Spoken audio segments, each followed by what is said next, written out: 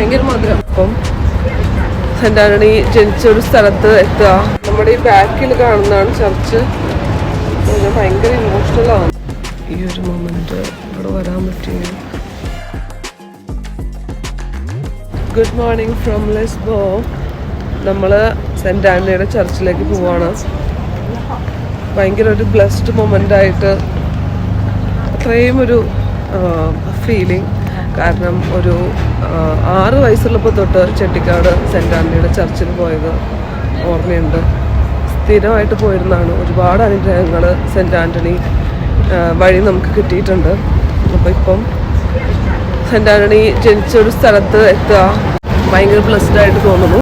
ഞങ്ങൾ നിൽക്കുന്ന സ്ഥലത്തു നിന്നൊരു 10 മിനിറ്റ് നടന്നിട്ടുണ്ടെങ്കിൽ എത്തും. അപ്പോൾ അങ്ങോട്ടേക്ക് നടന്നുകൊണ്ടിരിക്കുകയാണ്. നമ്മൾ സെന്റ് ആന്റണിയുടെ പള്ളിയിൽ പോകുന്നതിന് തൊട്ട് മുമ്പുള്ള ഒരു കടയാണ്.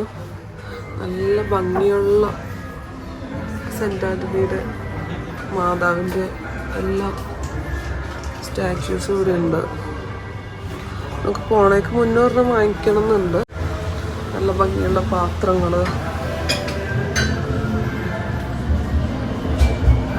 രസമുണ്ട്. പക്ഷെ ഇങ്ങനത്തെ ഒക്കെ ഐറ്റംസ് ഇവിടെ ഒട്ടുമിക്ക എല്ലാ ഷോപ്സിലും അവൈലബിൾ ആണെന്ന് തോന്നുന്നു. ഒരു ഏരിയയിൽ കണ്ടോ പള്ളിയിൽ പാട്ടൊക്കെ വെച്ചേക്കണേ. പിന്നെ കണ്ടോ മീൻ. പോർച്ചുഗൽ എന്ന് പറയുമ്പോൾ തന്നെ ഇവിടെയൊക്കെ മീനിൻ്റെ ഒരു ഇതാണ്.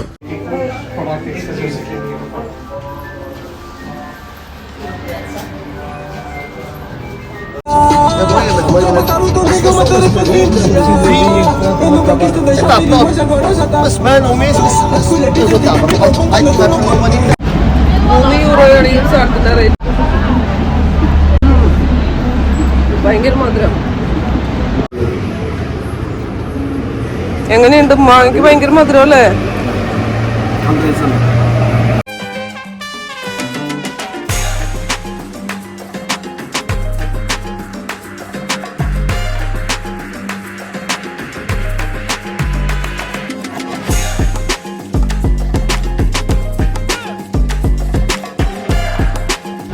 നമ്മുടെ ഈ ബാക്കിൽ കാണുന്നതാണ് ചർച്ച്. ഞാൻ ഭയങ്കര ഇമോഷണലാവുന്നു. നമുക്ക് തന്നെ പള്ളിയുടെ അകത്ത് കയറിയിട്ട് നോക്കാം.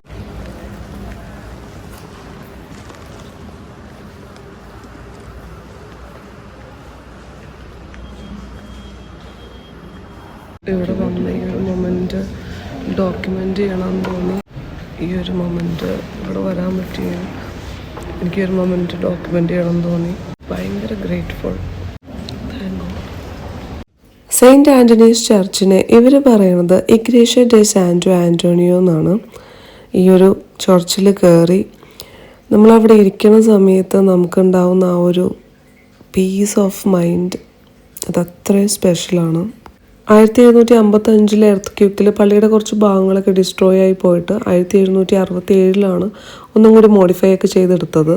നമ്മൾ പള്ളിയിലേക്ക് കയറുന്ന സമയത്ത് തന്നെ സെയിൻറ്റ് ആൻ്റണി ഉണ്ണീശോനെ എടുത്ത് വെക്കുന്ന ഒരു ബ്രോൺസ് സ്റ്റാച്യു ഉണ്ട്. ഈ ഒരു രീതിയിൽ ഡെവലപ്ഡ് ആയ ഈ ഒരു ചർച്ച് 1982 ജോൺ പോൾ II മാർപ്പാപ്പയാണ് ഇനോഗ്രേറ്റ് ചെയ്തത്. പള്ളിയുടെ തൊട്ടടുത്ത് കാണുന്ന ഈ ഒരു അണ്ടർഗ്രൗണ്ട് ചാപ്പലിൽ സെയിൻറ്റ് ആൻ്റണി കുട്ടിയായിരുന്ന സമയത്ത് വന്ന് പ്രാർത്ഥിച്ചിരുന്നു എന്നാണ് പറയുന്നത്. അതുകൊണ്ട് തന്നെ ഈ ഒരു പ്ലേസ് ഭയങ്കര ഒരു ഹോളി സേക്രഡ് പ്ലേസ് ആയിട്ടാണ് എല്ലാവരും കാണുന്നത്. ഇവിടെ വന്ന് ആൾക്കാർ പ്രാർത്ഥിക്കാറുണ്ട്. സെയിൻറ്റ് ആൻ്റണിയുടെ പ്രസൻസ് ഉണ്ടായിരുന്ന ഒരു പ്ലേസ് ആയിരുന്നുകൊണ്ട് തന്നെ ഈ ഒരു ചാപ്പലിൽ നമ്മൾ കുറേയധികം ടൈം തന്നെ സ്പെൻഡ് ചെയ്തു. ഈ ഒരു ചാപ്പലിൻ്റെ തൊട്ടടുത്ത് തന്നെ ആയിട്ടാണ് നമുക്ക് കാശുരൂപം, കൊന്ത, സെയിൻറ്റ് ആൻ്റണിയുടെ രൂപമൊക്കെ വാങ്ങിക്കാനായിട്ട് ഓപ്ഷൻ ഉണ്ട്. അങ്ങനെ 1-2 കാര്യങ്ങൾ ഞങ്ങളും വാങ്ങിച്ചു ഇവിടുത്തെ മെമ്മറിക്കായിട്ട് പ്രാർത്ഥിക്കാനൊക്കെ വേണ്ടിയിട്ട്.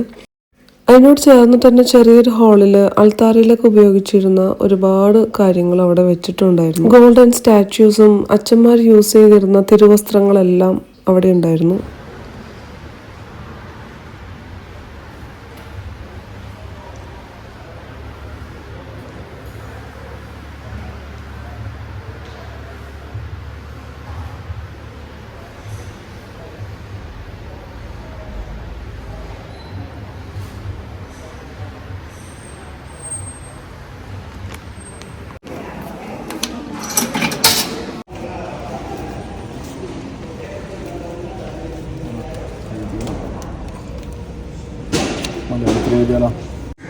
സെൻറ്റ് ആൻ്റണിയുടെ മ്യൂസിയത്തിലാണ്.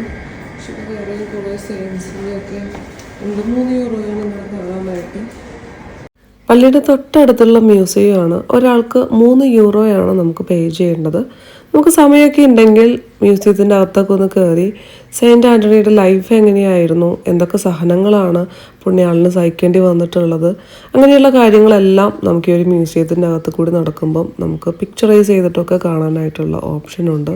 സെയിൻറ്റ് ആൻ്റണിയുടെ ജീവിതം പരിശോധിക്കുന്ന സമയത്ത് നമുക്കറിയുന്നൊരു കാര്യം തന്നെയാണ്.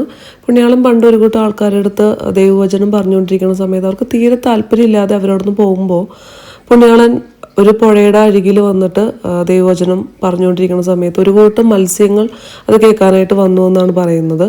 അപ്പം ദൈവവചനം നമ്മൾ ആരുടെ അടുത്ത് പറഞ്ഞാലും ഏത് ജീവികളുടെ അടുത്താണെങ്കിലും അവർക്ക് കേൾക്കാൻ കാതുകളുണ്ടെങ്കിൽ ദൈവവചനം ഗ്രഹിക്കാനായിട്ടുള്ളൊരു മനസ്സും ഉണ്ടെന്നുള്ളതിന് തെളിവാണ്. ഈ ഒരു കാര്യമൊക്കെ ഗാർഷ്യ ഫെർണാണ്ടസ് ബ്യൂട്ടിഫുള്ളി ഇവിടെ പെയിന്റ് ചെയ്ത് വെച്ചേക്കുന്നതൊക്കെ നമുക്ക് നേരിട്ട് കാണാനുള്ളൊരു ഭാഗ്യം ഉണ്ടായി.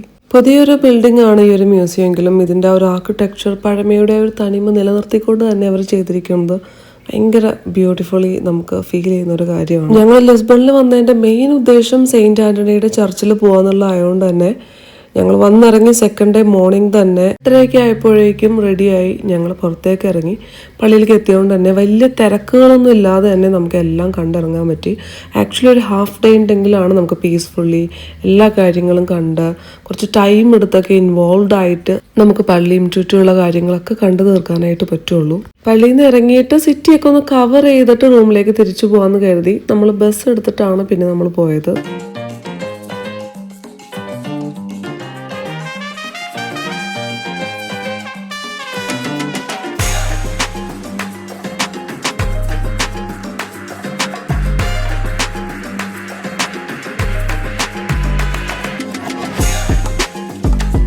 രാവിലെ നമ്മൾ ആകെ കുറച്ച് ഫ്രൂട്ട്സ് മാത്രം കഴിച്ചുകൊണ്ട് വിശപ്പൊന്നും അങ്ങനെ സെറ്റായിട്ട് മാറിയിട്ടുണ്ടായിരുന്നില്ല. അതുകൊണ്ട് കുറച്ച് നൂഡിൽസും ജ്യൂസൊക്കെ കഴിച്ച് നമ്മൾ ബ്രഞ്ച് എന്നുള്ള രീതിയിൽ കുറച്ച് ഫുഡൊക്കെ കഴിച്ചു.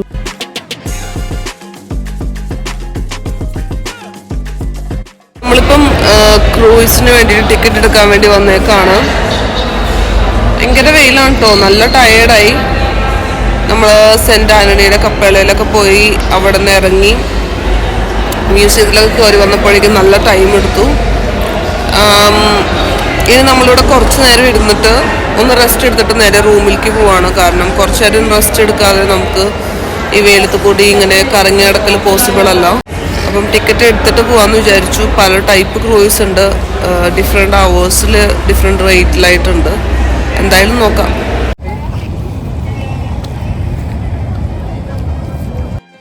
ലിസ്ബണിലെ വിശേഷങ്ങൾ തുടങ്ങിയിട്ടേ ഉള്ളൂ. ഇനി റൂമിലൊക്കെ പോയിന്ന് റെസ്റ്റ് എടുത്ത് നമ്മൾ ഈവനിങ്ങിൽ വരുന്നുണ്ട് ഒരു ക്രൂയിസ്, പിന്നെ നൈറ്റ് ഫുഡ്, നൈറ്റ് ലൈഫ്, അങ്ങനെ എല്ലാ ഡീറ്റെയിൽസും ആയിട്ട് ഫൈനൽ എപ്പിസോഡായിട്ട് നെക്സ്റ്റ് വീഡിയോയിൽ നമ്മൾ കാണുന്നതായിരിക്കും. So till then by.